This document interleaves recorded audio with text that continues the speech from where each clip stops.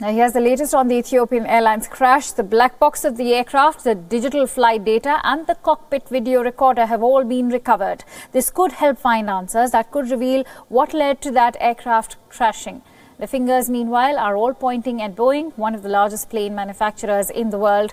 The crash plane was the Boeing 737 MAX 8, the type that has crashed twice in less than 6 months now. So is the problem with the plane and by extension with Boeing? Let's explore and understand the story in 5 questions.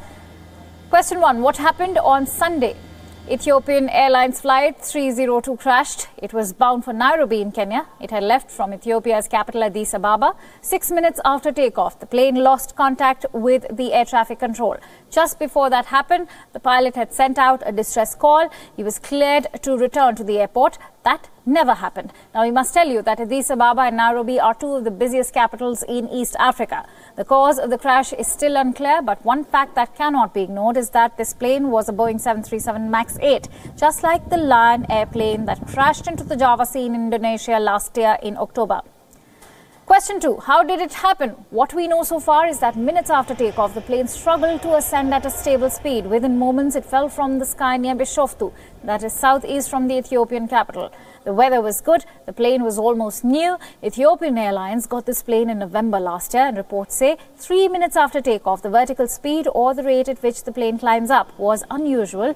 2 flight data recorders from the doomed plane have been found, and more details are expected in the coming days.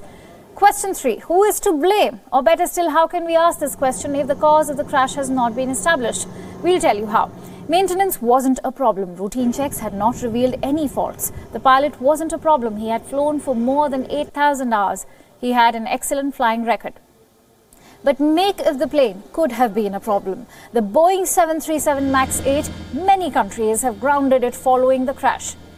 And question 4, why this is worrying? Apart from the fact that it left 157 people dead, the Boeing crash has sent alarm bells ringing in the global aviation industry, and with good reason. It has never happened that 2 new planes that are of the same make and type have crashed. Fingers are being pointed at Boeing. Investigators will be looking long and hard at this angle. And finally, question number 5, what is Boeing doing about this? So far, nothing. Boeing has released some routine statements. The investigation is still in its early stages and so on. It has not issued any new guidance to pilots who are flying this plane around the world. So there are 300 of them. 300 Boeing 737 MAX 8 planes are in service right now. Airlines may not have grounded the planes, but markets have been unsparing. Boeing's shares in America tanked by more than 9%, and this may just be the beginning. So while the investigation into the crash is underway, the families of the victims are still trying to come to terms with the loss. The people who died came from 35 different countries. At least 22 worked with the United Nations. Here's the story of those they left behind. No other version of the truth can console the kin of the victims who were on board the Ethiopian Airlines flight ET302. The plane came down within minutes of taking off. Passengers from 35 nationalities were on board that plane. The air route between Ethiopian capital Addis Ababa and Kenya's Nairobi is frequented by employees working for various United Nations affiliated agencies.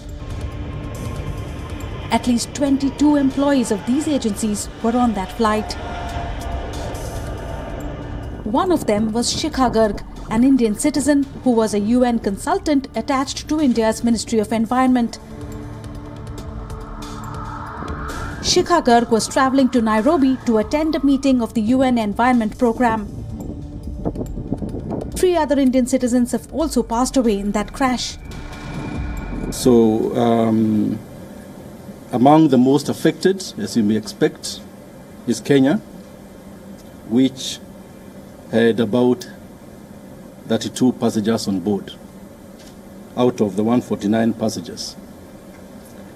Other nationalities involved with number of passengers in the flight were Canada with 18, Canada with 18,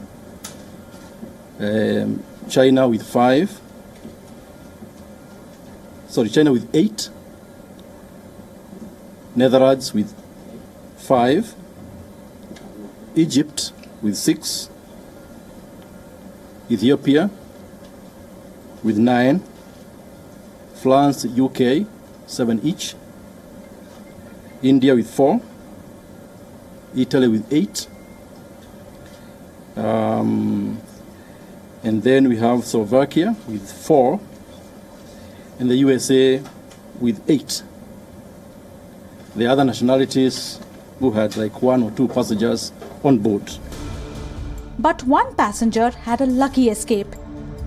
Ahmed Khalid was supposed to board the Ethiopian Airlines flight ET302. He was traveling from Dubai to Addis Ababa, but his connecting flight was delayed. So he missed his flight. But Ahmed Khalid did witness the panic that spread soon after ET302 crashed. Everyone was asking the cabin crews what is happening, but no one was saying anything. They were just going up and down until one of the passengers saw on his mobile the first plane which just flew, like 6 minutes after flew, it just crashed. People around the world are mourning the loss of all the 157 victims who were on board. Soon after the news of the crash spread, there was an outpouring of shock and sadness on social media. Several world leaders sent their deepest condolences to the families of the victims. At the United Nations Environment Assembly, a minute's silence was observed for the victims. Bureau Report, Wion, World is One.